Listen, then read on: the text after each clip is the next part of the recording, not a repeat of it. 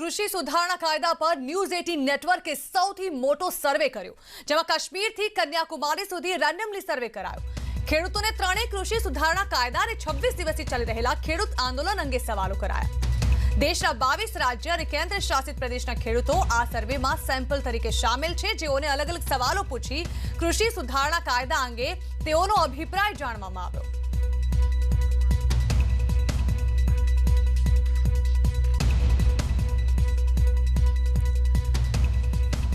तो आ अंगे જ્યારે અમે સવાલો કર્યા કે શું તમે ભારતીય કૃષિમાં સુધારણા અને આધુનિકરણને ટેકો આપો છો આધુનિકરણને, ત્યારે ખેડૂતોએ સમર્થન આપતા કહ્યું કે આ સમયની જરૂરિયાત છે। 73.5% ખેડૂતોએ આ બાબતને સમર્થન આપ્યું અને કહ્યું કે આ સમયની જરૂરિયાત છે। જ્યારે બીજો સવાલ કરવામાં આવ્યો, શું તમે તેવા કાયદાને સમર્થન આપો છો કે જેને ભારતીય સરકાર કહી રહી છે જે કૃષિને આધુનિક બનાવશે અને ખેડૂતોને ફાયદો કરાવશે? ત્યારે જે અલગ અલગ જવાબો અમારી સામે આવ્યા તેમાં સૌથી વધારે હામાં જવાબ હતા, જેની ટકાવારી 53.6% રહી। 30.6% ખેડૂતોએ તેને નકારી અને 15.8% ખેડૂતોએ જવાબ આપવાનું ટાળ્યું।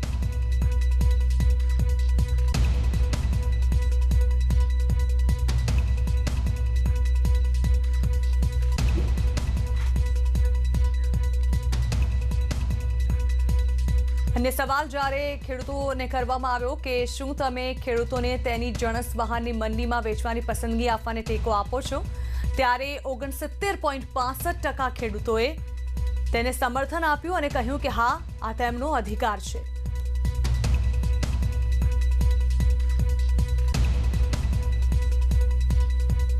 અન્ય સવાલ હતો કે શું તમને લાગે છે કે નવા કાયદાથી ખેડૂતોને તેમની ખેત પેદાશો માટે વધુ સારી કિંમત મળી શકે છે?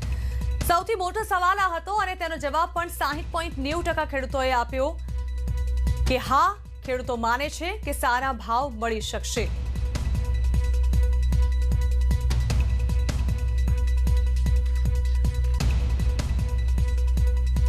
અન્ય સવાલ હતો કે શું તમે સરકારની એમએસપી સિસ્ટમ ચાલુ રહેશે તેવી લેખિત ખાતરીની ઓફરને સમર્થન આપો છો? જેના જવાબમાં 53.94% ખેડૂતોએ કહ્યું કે ખેડૂતોનું સમર્થન છે અને સરકાર પર તેઓને સંપૂર્ણ ભરોસો છે।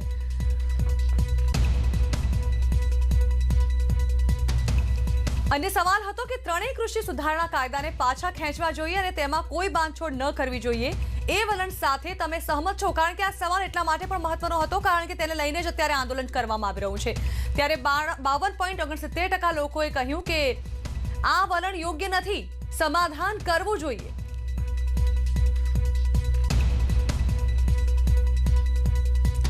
વિરોધ કરનારાઓની માંગણી પૈકીની એક છે કે સરકારે દિલ્હી અને ઉત્તર ભારતમાં પ્રદૂષણ ફેલાવતી પરાળી બાળી નાખવા પરનો વટહુકમ પાછો ખેંચવો જોઈએ। શું આ માંગ યોગ્ય છે? જેમાંથી 66.71% ખેડૂતોએ કહ્યું કે આ માંગ યોગ્ય નથી, વટહુકમ યોગ્ય છે।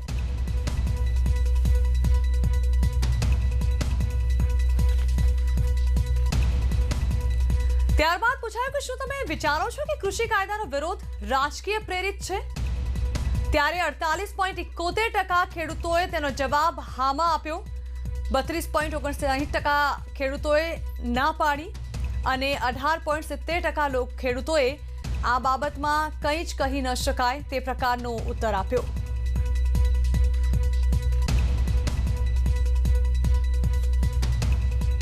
ત્યારબાદ સર્વેમાં પૂછવામાં આવ્યું કે શું સમય આવી ગયો છે કે આ વિરોધ પ્રદર્શન બંધ થવું જોઈએ, કારણ કે 26 દિવસ વીતી ચૂક્યા છે। ત્યારે 56.59% ખેડૂતોએ કહ્યું કે આ આંદોલન હવે ખતમ થવું જ જોઈએ।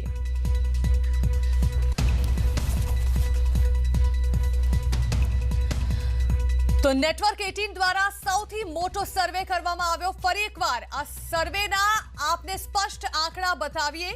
કૃષિ સુધારણા કાયદા પર આ સર્વે નેટવર્ક 18 દ્વારા કરવામાં આવ્યો હતો, જેમાં 73.5% ખેડૂતોએ ભારતીય કૃષિમાં સુધારણા અને આધુનિકરણને ટેકો આપ્યો છે। ખેડૂતોએ સમર્થન આપતા કહ્યું કે આ સમયની જરૂરિયાત છે।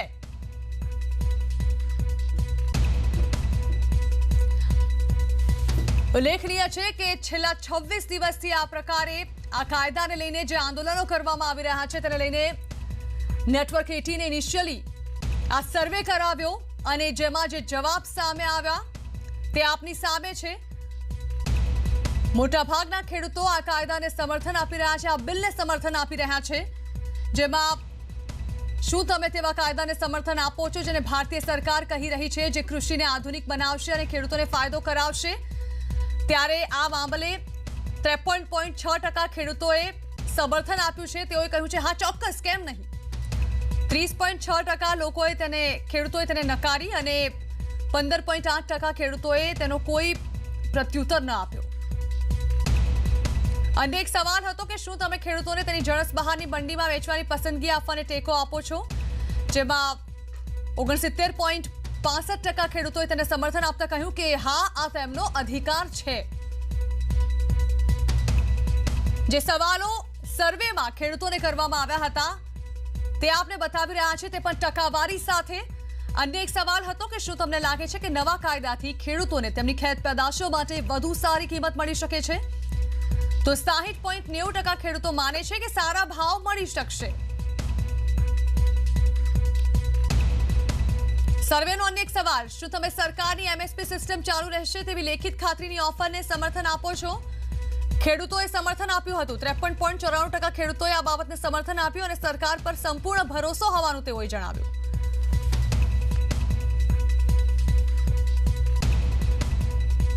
ત્રણેય કૃષિ સુધારણા કાયદાને પાછા ખેંચવા જોઈએ અને તેમાં કોઈ બાંધછોડ ન કરવી જોઈએ. આ પ્રકારનું વલણ જે ખેડૂતો આંદોલન કરી રહ્યા હતા તેઓએ બતાવ્યું હતું.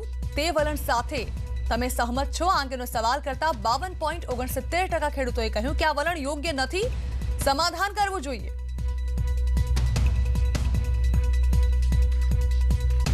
અન્ય એક સવાલ હતો કે વિરોધ કરનારાઓની માંગણી પૈકીની એક છે કે સરકારે દિલ્હી અને ઉત્તર ભારતમાં પ્રદૂષણ ફેલાવવાની પરાડી બાળી નાખવા પરનો વટહુકમ પાછો ખેંચવો જોઈએ.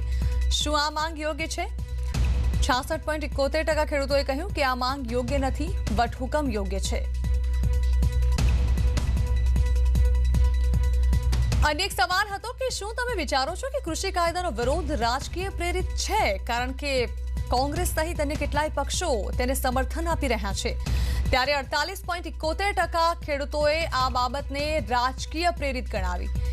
તો કેટલાક ખેડૂતોએ આ અંગે જવાબ આપવાનું ટાળ્યું. સાથે સવાલ કરવામાં આવ્યો કે લાંબા સમયથી ચાલી રહ્યો છે આ વિરોધ, ત્યારે શું સમય આવી ગયો છે કે આ વિરોધ પ્રદર્શનને બંધ થવું જોઈએ? ત્યારે 56.69% લોકોએ કહ્યું કે આ આંદોલન હવે ખતમ થઈ જવું જોઈએ.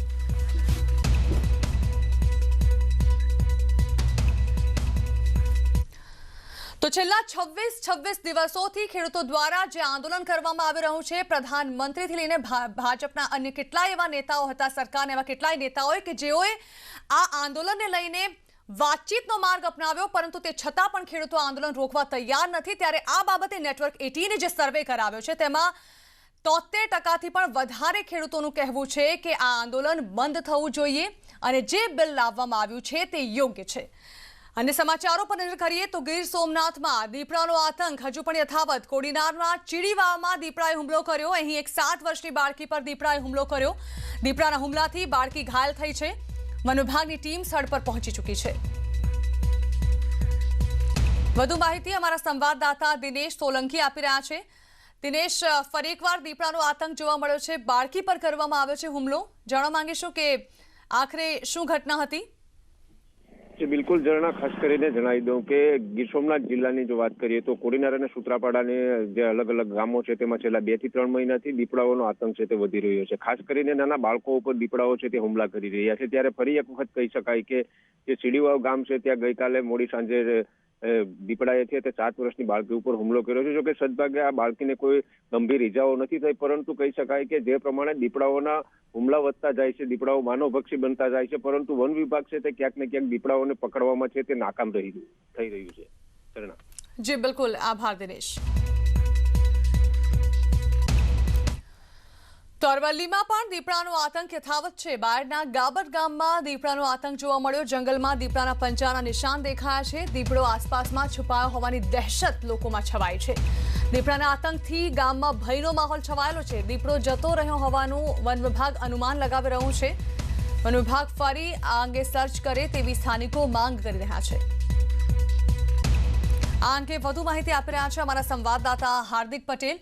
હાર્દિક, અરવલ્લીમાં હજુ પણ દીપડાનો આતંક યથાવત હોવાનું સામે આવ્યું છે. સ્થાનિકોનું માનવું છે કે પંજાના નિશાન મળી આવ્યા છે, પણ વન વિભાગનું કહેવું છે કે દીપડો અહીંથી ચાલ્યો ગયો છે.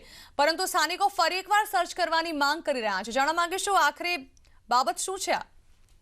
ચોક્કસથી જણા જે પ્રકારે અરવલ્લી જિલ્લાના ગાબતમાં જે ઘટના સામે આવી છે, દીપડાએ 24 કલાકમાં 3 લોકો પર હુમલાની ઘટના સામે આવી છે. સમગ્ર મામલે વન વિભાગ સર્ચ ઓપરેશન કરી રહ્યું છે, પરંતુ સ્થાનિકોમાં અસંતોષનો માહોલ છે. ખાસ કરીને ફરીથી દીપડાના પગલા દેખાયા હોવાનું સ્થાનિકો જણાવી રહ્યા છે.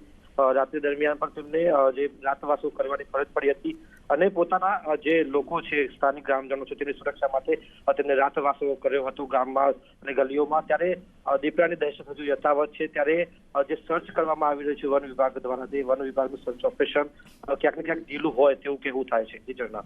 જી બિલકુલ હાર્દિક, આભાર. તો એક તરફ સ્થાનિકોમાં ભયનો માહોલ છે, બીજી તરફ તેઓ ફરીથી સર્ચ હાથ ધરવામાં આવે તેવી માંગ કરી રહ્યા છે.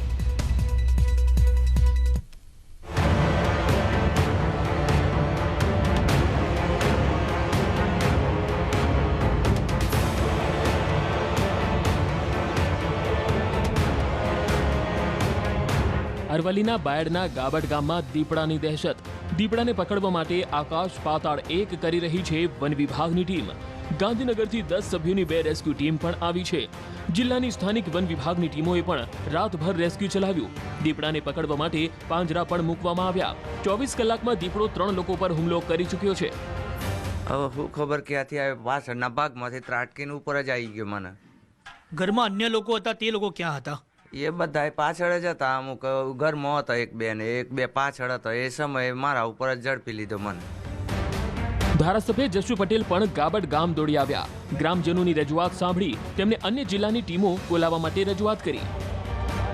ત્યારે સરકારની જવાબદારી છે કે એના માટે તાત્કાલિક રેસ્ક્યુ કરી જે જરૂરિયાત હોય એ પૂરી પાડવી. કે જ્યારે ખેડૂતો અત્યારે હેરાન થઈ રહ્યા છે, ખેતરમાં જવું હોય, રાત્રે પાણી વાળતા હોય, ત્યારે ક્યારે હુમલો કરે, કોનું ભક્ષણ થાય નક્કી નથી. ત્યારે સરકારે વહેલી તકે આ બાબતે ફોરેસ્ટ ડિપાર્ટમેન્ટે અને સરકારે એના ઉપર પૂરા પગલાં લઈ અને જે કંઈ જરૂરી હોય એ જરૂરી કરી. દીપડાની દહેશત વચ્ચે આરએફઓનું મહત્વપૂર્ણ નિવેદન સામે આવ્યું કે ખૂંખાર દીપડો નહીં પણ બચ્ચું હોઈ શકે, જેને સ્વ બચાવ માટે હુમલો કર્યો હોઈ શકે.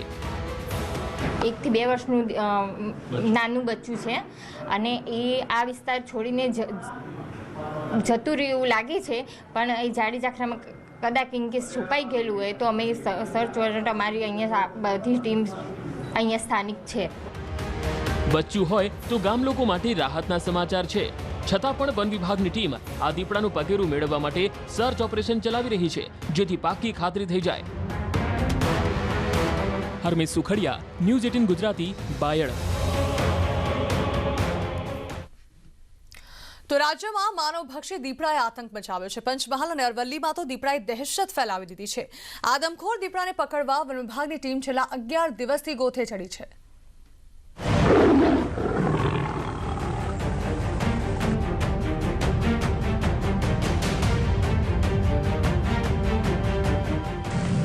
ગુજરાતમાં દીપડાના આતંકની ઘટનાઓ વધી રહી છે.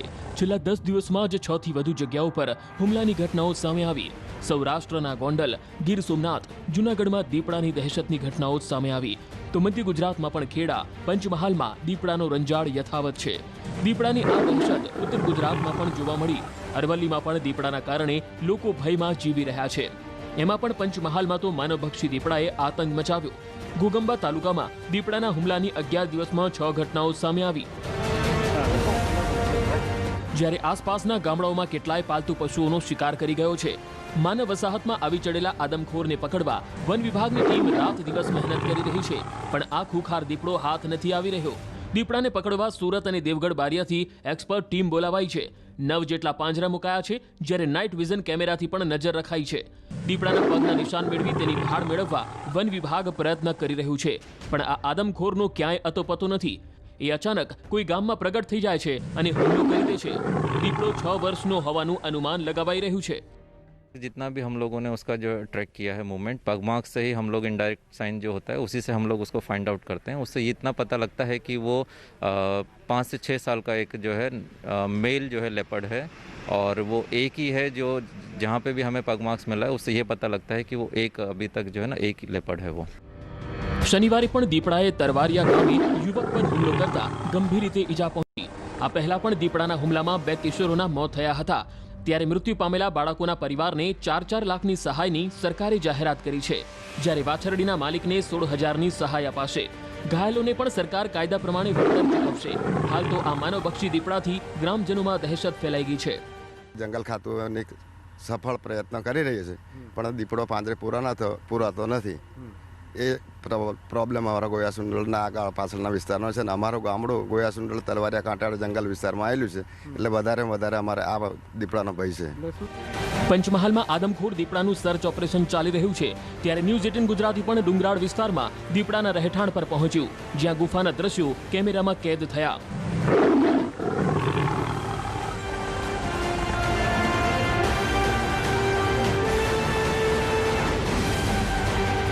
આ માનવભક્ષી આદમખોર જલ્દી પકડાય તેવી ગ્રામજનોની માંગ છે.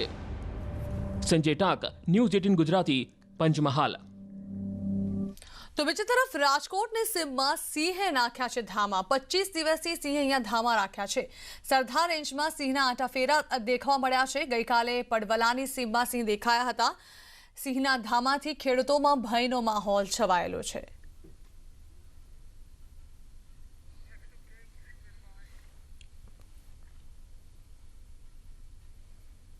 Welcome back. Mehsana Dudhsagar dairy ચૂંટણી ફોર્મ ચકાસણીનો આજે છેલ્લો દિવસ છે. અત્યાર સુધીમાં કુલ 132 ફોર્મ ભરાયા છે. વિપુલ ચૌધરીએ જેલમાં રહી ફોર્મ ભર્યું છે. સાગરદાણ કૌભાંડ કેસમાં વિપુલ ચૌધરીની ધરપકડ થઈ છે. કૌભાંડમાં કુલ 3 લોકોની ધરપકડ થઈ છે. 5મી જાન્યુઆરીએ ચૂંટણીને લઈને મતદાન યોજાશે.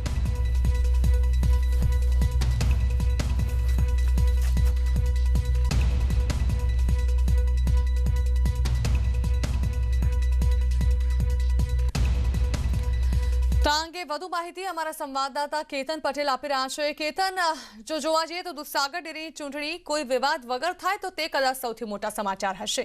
વિવાદોની વચ્ચે 5મી જાન્યુઆરીએ ચૂંટણી યોજાવા જઈ રહી છે. વિપુલ ચૌધરી, જેની ધરપકડ થઈ ચૂકી છે, જેણે જેલમાંથી ફોર્મ ભર્યું છે, અને આજે ફોર્મ ચકાસણીની છેલ્લી તારીખ છે.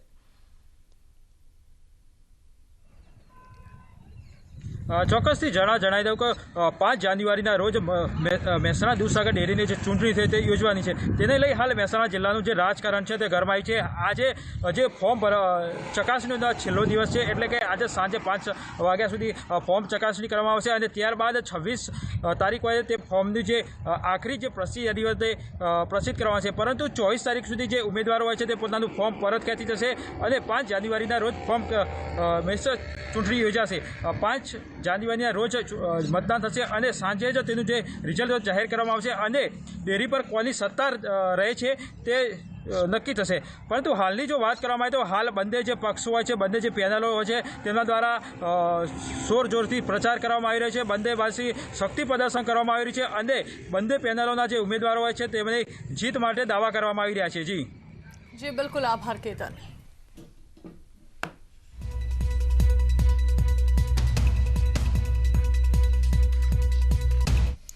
રાજકોટ બેડીયાર્ડમાં મગફળીની મોટી આવક થઈ. એક રાતમાં 1.25 લાખથી વધુ ગુણીની આવક થઈ. ખુલ્લા બજારમાં વેચાણ વધ્યું. ખુલ્લા બજારમાં ખેડૂતોને મગફળીના સારા ભાવ મળી રહ્યા છે. 3 દિવસમાં મગફળીના ભાવમાં વધારો થયો છે. 3 દિવસમાં 30 રૂપિયા જેટલો ભાવ વધ્યો છે. હાલ 900 થી 1,080 રૂપિયાનો ભાવ ચાલી રહ્યો છે. ટેકાના ભાવે રિજેક્ટ થયેલી મગફળીનું વેચાણ. રિજેક્ટ મગફળીના પણ સારા ભાવ મળી રહ્યા છે. રિજેક્ટ મગફળીના 1,060 સુધી ભાવ બોલાયા.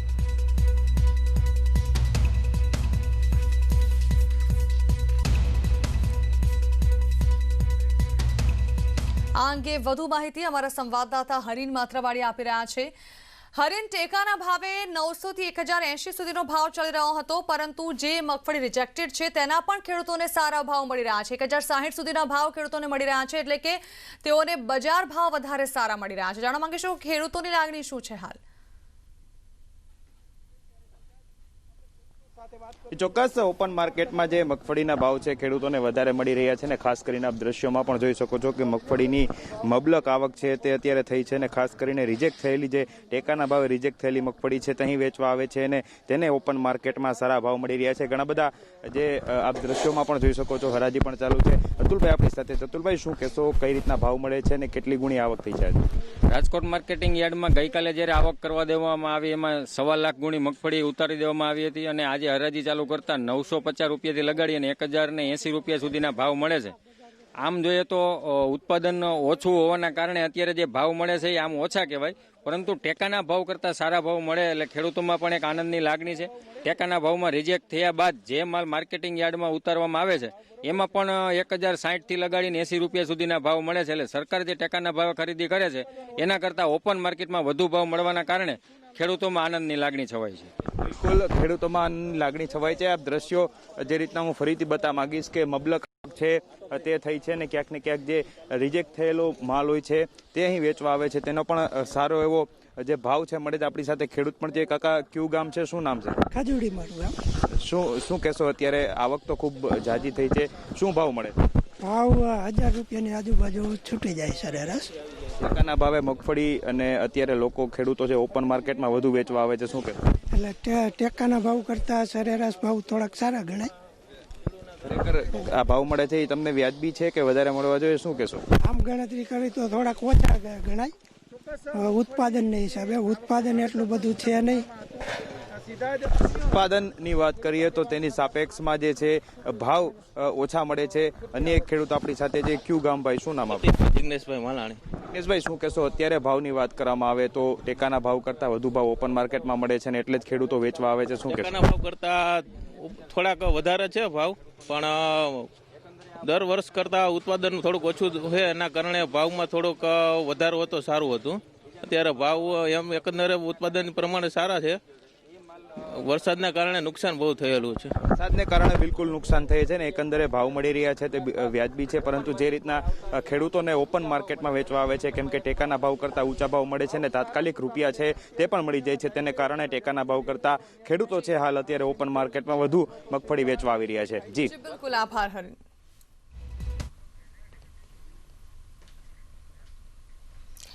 આજે અવકાશમાં અનોખી ખગોળીય ઘટના બનશે. આજે શનિ અને ગુરુ ગ્રહો એકબીજાની નજીક આવશે. 794 વર્ષ બાદ બે મોટા ગ્રહો ગુરુ અને શનિ એકબીજાની નજીક આવશે. તો આજે સૌથી લાંબી રાત પણ હશે. પછી શનિ ગુરુની વિશેષ નજીક સ્પષ્ટ જોવા મળી. ખગોળ રસિકો માટે ઐતિહાસિક દિવસ ગણાઈ રહ્યો છે. તો આજથી હવે દિવસ લાંબો થતો જશે. ત્યારે આ દ્રશ્યનો નજારો જોવા લોકો ઉમટી પડ્યા હતા. બંને ગ્રહોના મિલનને સાયન્ટિસ્ટ કુલદીપ વોરાએ ટેલિસ્કોપ દ્વારા લોકોને બતાવ્યો હતો, જેનો લોકોએ મોટી સંખ્યામાં લાભ લીધો. ભારતમાં સાંજે 6:45 સાડા 7 વાગ્યા સુધીમાં બંને ગ્રહો સીધી લીટીમાં નિહાળી શકાશે. અદ્ભુત ઘટના છે જે આપણા જીવનકાળની અંદર કદાચ એક જ વખત જોવા મળશે, જ્યાં જ્યુપિટર અને સેટર્ન બે જાયન્ટ જે આપણી સોલર સિસ્ટમના છે બંને એક જ ફિલ્ડ ઓફ વ્યૂ, મતલબ એક જ આઈપીસ વ્યૂની અંદર તમને એક જ સર્કલની અંદર તમને જોવા મળશે, જે રેર છે. અને એના માટે અમારી પ્રાઇવેટ ઓબ્ઝર્વેટરી પણ છે, જે ગુજરાતની એકમાત્ર પ્રાઇવેટ ઓબ્ઝર્વેટરી પણ છે.